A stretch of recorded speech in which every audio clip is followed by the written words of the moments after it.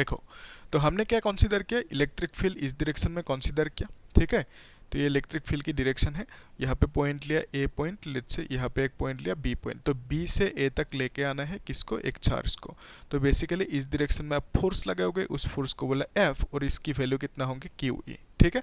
अगर आप इसे फैक्टर फॉर्म में लिखोगे, एफ के ऊपर फैक्टर लगाओगे यहाँ पे, तो यहाँ पे बेसिकली एक माइनस आएंगे, क्यों, क्योंकि इलेक्ट्रिक फील्ड की डायरेक्शन ये है और फोर्स की डायरेक्शन ये है, ये फोर्स आपने लगाया इस चार्ज को लेके आने में, ठीक है।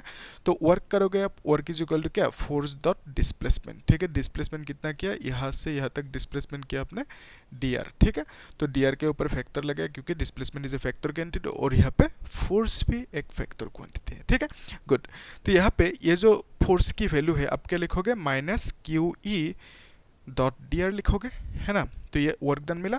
फिर हमें मालूम है पोटेंशियल डिफरेंस जो है V A minus final potential minus initial potential, that is equal to work done by charge in bringing the charge. तो इसको हमने क्या बोला, difference in potential D V बोल दिया, और ये हुआ वर्क डन बाय क्यू, ठीक है। तो यहाँ से आप वर्क डन लिखोगे क्यू इंटू डी वी। तो फिर हमने क्या किया, ये जो वर्क डन मिला, यहाँ पे जो ये वर्क डन मिला, ठीक है, वर्क डन को आप डी डब्ल्यू या डब्ल्यू कुछ भी लिख सकते हो, ठीक है।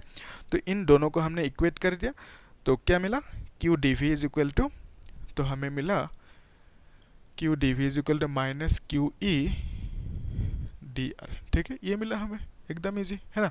तो यहाँ पे क्यू क्यू कैंसिल कर दिया, तो D V is equal to क्या मिला, minus E dot D are.